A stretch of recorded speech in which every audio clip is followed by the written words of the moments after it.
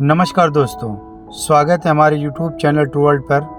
दोस्तों, आज हम राजा शिवी की कहानी के बारे में जानेंगे, जो बहुत ही दयालु और शरणागत वत्सल थे।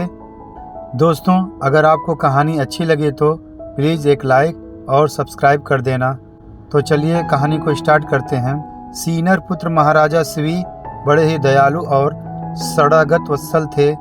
एक बार राजा एक महान यज्ञ कर रहे थे। इतने में एक कबूतर आता है और राजा की गोद में छिप जाता है। पीछे से एक विशाल बाज वहां आता है और राजा से कहता है, राजन, मैंने तो सुना था आप बड़े ही धर्मनिष्ठ राजा हैं, फिर आज धर्म विरुद्ध आचरण क्यों कर रहे हैं? यह कबूतर मेरा आहार है और आप मुझसे मेरा आहार छीन रहे हैं। इतने में कबूतर राजा से कहता है, महाराज, मैं इस बात से डर कर आपकी शरण में आया हूँ, मेरे प्राणों की रक्षा कीजिए महाराज। राजा धर्म संकट में पड़ जाते हैं, पर राजा अपनी बुद्धि और विवेक का प्रयोग करके बात से कहते हैं, तुमसे डर कर यह कबूतर प्राण रक्षा के लिए मेरे शरण में आया है, इसलिए शरण में आए हुए इस कबूतर का मैं त्याग नहीं कर सकता, क्योंकि जो लोग शरणागत की रक्षा नहीं करते उनका कहीं भी कल्याण नहीं होता।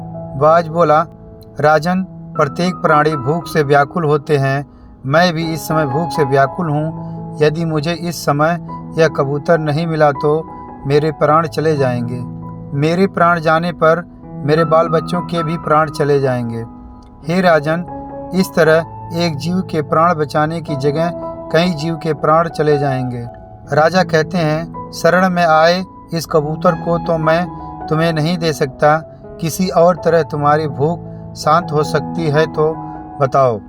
मैं अपना पूरा राज्य तुम्हें दे सकता हूँ, पूरे राज्य का आहार तुम्हें दे सकता हूँ, अपना सब कुछ तुम्हें दे सकता हूँ, पर यह कबूतर तुम्हें नहीं दे सकता।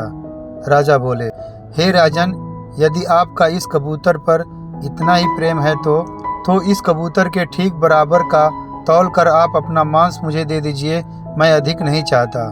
तुमने बड़ी कृपा की, तुम जितना चाहो उतना मांस मैं देने को तैयार हूँ। यदि यह शरीर प्राणियों के उपकार के काम न आए तो प्रतिदिन इसका पालन पोषण करना बेकार है। हे बाज, मैं तुम्हारे कथानुसार ही करता हूँ। राजा शिवी बोले। यह कहकर राजा ने एक तराजू मंगवाया और उसके एक पल्ले में उस कबूतर को बैठाकर दूसरे में अपना मांस काट काट कर रखने लगे और उस कबूतर के साथ तौलने लगे। कबूतर की रक्षा हो और बाज के भी प्राण बचे, दोनों का ही दुख निवारण हो, इसलिए महाराजा शिवी अपने हाथ से अपना मांस काट काट के तराजू में रखने लगे। तराजू में कबूतर का वजन मांस से बढ़ता ही गया। राजा ने शरीर भर का मांस काट के रख दिया, परंतु कबूतर का पलड़ा नीचे ही रहा। तब राजा स्वयं तराजू पर चढ़ गए। जैसे ही राजा तराजू पर चढ़े, वैसे ही कबूतर और बाज दोनों ही अंतर्ध्यान हो गए और उनकी जगह इंद्र और अग्नि देवता प्रकट हुए। इंद्र ने कहा, राजन, तुम्हारा कल्याण हो, और यह जो कबूतर बना था यह अग्नि है।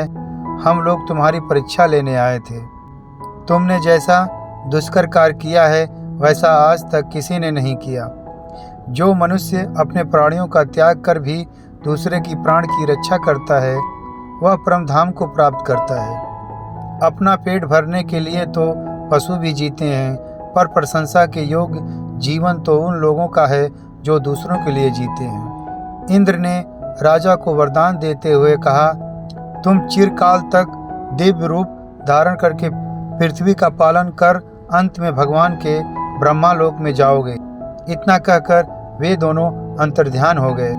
दोस्तों, भारत वह भूमि है जहाँ राजा शिवी और दधीची जैसे लोग अवतरित हुए हैं, जिन्होंने परोपकार के लिए अपना जिंदा शरीर दान दे दिया।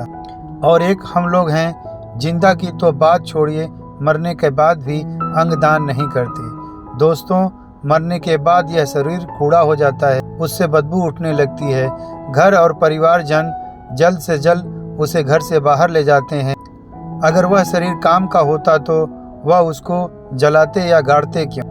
पर आपके लिए जो काम का नहीं है वह किसी को जीवन दे सकता है, किसी को रोशनी दे सकता है और मेडिकल साइंस को एक नई दिशा दे सकता है। दोस्तों, राजा शिवी की कहानी कैसी लगी आपको कमेंट करें।